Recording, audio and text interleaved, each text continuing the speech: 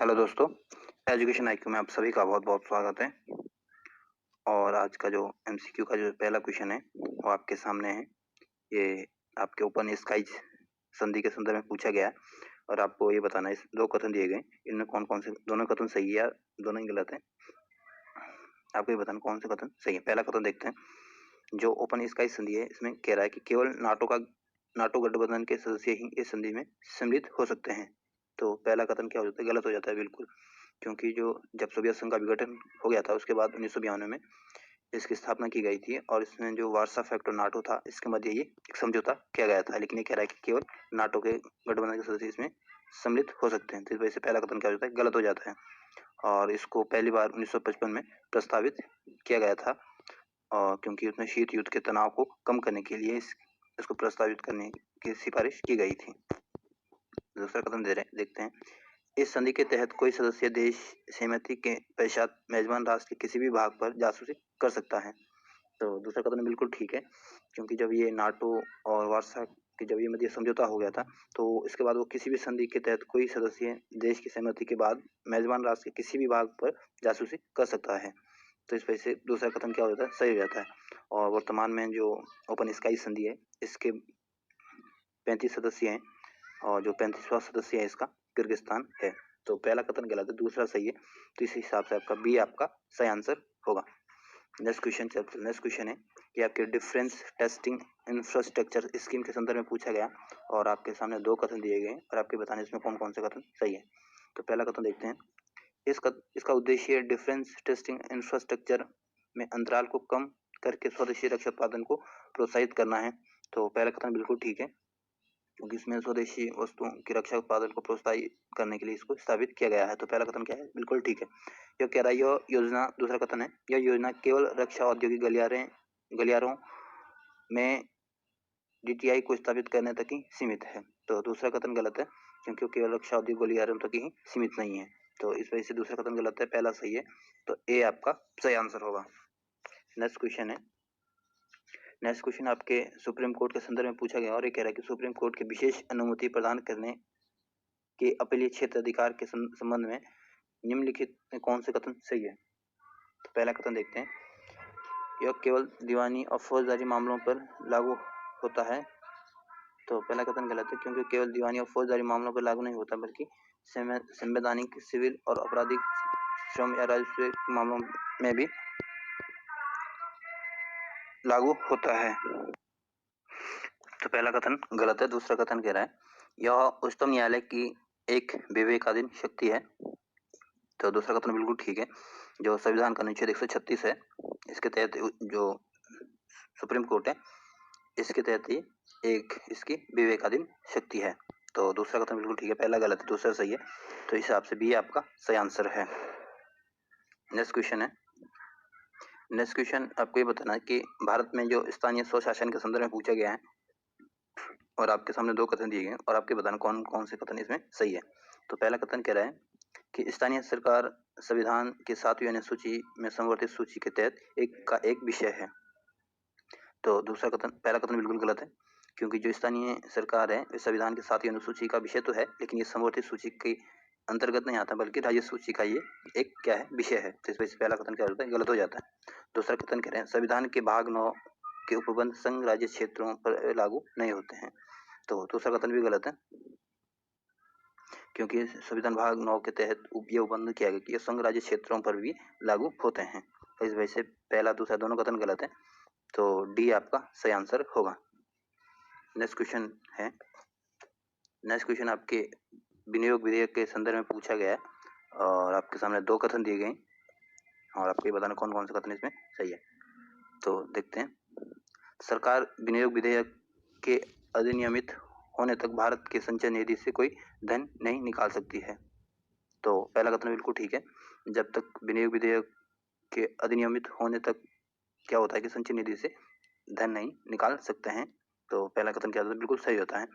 और जो विनियोग विधेयक होता है इसको केवल लोकसभा में ही प्रस्तुत किया जाता है। और दूसरा कथन यही कह रहा है कि इसको यह केवल लोकसभा में प्रस्तुत किया जाता है। तो इसमें से दूसरा कथन भी ठीक है, पहला दोनों ही कथन सही है। तो सी आपका सही आंसर होगा। और संविधान का अनुच्छेद 114 के तहत यह उपबंध किया गया है कि भारत की संचित निधि से विधि सम्मत विनियोग के अतिरिक्त धन की निकासी नहीं होगी। तो जो पहला कथन कह रहा था, ये इसका उल्लेख आपके संविधान के अनुच्छेद 114 में इसका जिक्र किया गया है।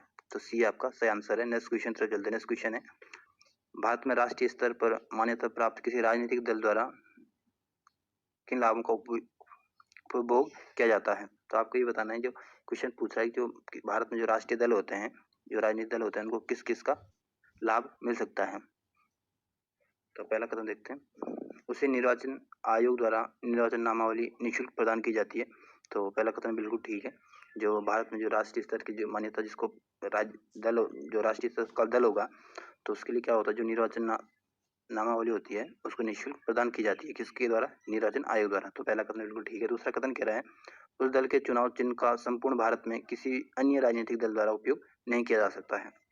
तो दूसरा कथन बिल्कुल ठीक है, क्योंकि इसको उनको एक चुनाव चिन्ह दिया जाता है और जिसका वो पूरे देश में इस्तेमाल कर सकते हैं, और कोई इस चुनाव चिन्ह को कोई दूसरा राजनीतिक दल उपयोग में नहीं ला सकता है। तो दूसरा कथन क्या हो जाता है? सही हो जाता है। और उसे अपने दल के कार्यालय की स्थापना हेतु सरकार से भूमि या भवन प्राप्त होते हैं। तो तीसरा कथन भी बिल्कुल ठीक है। और किसी राजनीतिक दल को अगर राष्ट्रीय स्तर की मान्यता है, तो उसे अपने कार्यालय स्थापित करने के लिए सरकार की भूमि या भवन प्राप्त होते हैं। तो इसमें पहला, दूसरा, तीनों कथन सही है। तो डी आपका सही आंसर है। और राष्ट्रीय दल मान्यता, ये लोकसभा सीटें, अगर 2% सीटें इसने प्राप्त की है, या इसने ये सीटें कम से कम 3 विभिन्न राज्यों से प्राप्त किया, तभी इसको राष्ट्रीय दल की मान्यता दी जाती है। और इसके अलावा भी जो राष्ट्रीय दल की अगर मान्यता दी जाती है, तो राष्ट्रीय दल अधिकतम 40 स्टार प्रचारक नियुक्त कर सकते हैं, जबकि जो अन्य दल होते हैं जिनको राष्ट्रीय स्तर की मान्यता नहीं होती है, वो जो 20 स्टार प्रचारक होते हैं उससे ज़्यादा नियुक्त नहीं कर सकते हैं, जबकि राष्ट्रीय दल होते हैं वो 40 स्टार प्रचारक नियुक्त कर सकते हैं। तो इस वजह से आपका डी आपका सही आंसर है। नेक्स्ट क्वेश्चन है, नेक्स्ट क्वेश्चन आपके संविधान के भाग 9 के संदर्भ में जिला योजना समिति के संदर्भ में पूछा गया है, और आपके सामने 2 कथन है, और आपको ये बताना है इसमें कौन कौन से कथन सही हैं। तो पहला कथन देखते हैं, यह जिले में पंचायतों और नगर पालिकाओं द्वारा तैयार योजना को समेकित करके एक विकास योजना का प्रारूप तैयार करती है और उसे राज्य सरकार को प्रेषित करती है। तो पहला कथन बिल्कुल ठीक है, क्योंकि भारत के संविधान में उपबंध किया गया है कि प्रत्येक राज्य में एक जिला स्तर पर एक जिला योजना समिति का गठन किया जाएगा। और जो दूसरा कथन है, ये कह रहा है कि जिला योजना समिति के 2/3 सदस्यों का निर्वाचन जिला पंचायत और नगर पालिकाओं के निर्वाचन सदस्यों द्वारा अपने बीच से ही किया जाता है। तो दूसरा कथन बिल्कुल गलत है, क्योंकि इसमें 2/3 नहीं बल्कि 4/5 सदस्य का निर्वाचन जिला पंचायत और नगर पालिका निर्वाचन सदस्यों द्वारा अपने बीच से किया जाता है, ना कि 2/2/3। तो इस वजह से दूसरा कथन क्या हो जाता है? गलत हो जाता है। और जो जिला योजना समिति होती है, इस सदस्यों की संख्या जिले की ग्रामीण और शहरी जनसंख्या के अनुपात में होनी चाहिए। ये भी आपके संविधान में इसका उल्लेख है। तो दूसरा कथन गलत है, पहला सही है। तो ए आपका सही आंसर है। नेक्स्ट क्वेश्चन है, नेक्स्ट क्वेश्चन आपके पैसा अधिनियम के तहत सीटों के आरक्षण के संदर्भ में पूछा गया है, और आपके सामने 2 कथन दिए गए और आपके बताना कौन कौन से कथन सही है। तो पहला कथन देखते हैं। पहला कथन कह रहा है कि प्रत्येक पंचायत में अनुसूचित जनजातियों के लिए आरक्षण कुल सीटों की संख्या के आधे से कम नहीं हो सकता है। तो पहला कथन बिल्कुल ठीक है। दूसरा कथन कह रहा है, पंचायतों के सभी स्तरों पर अध्यक्षों की सभी सीटें अनुसूचित जातियों हेतु आरक्षित की गई है। तो दूसरा कथन भी बिल्कुल ठीक है। जो पंचायत होती हैं, जो सभी स्तरों पर अध्यक्षों की सभी सीटें अनुसूचित जनजातियों के हेतु आरक्षित की गई है। तो पहला, दूसरा दोनों कथन सही है। तो सी आपका सही आंसर है। नेक्स्ट क्वेश्चन है, नेक्स्ट क्वेश्चन आपके संसद के दोनों सदनों के सामूहिक विशेष अधिकारों के संदर्भ में पूछा गया है, और आपके सामने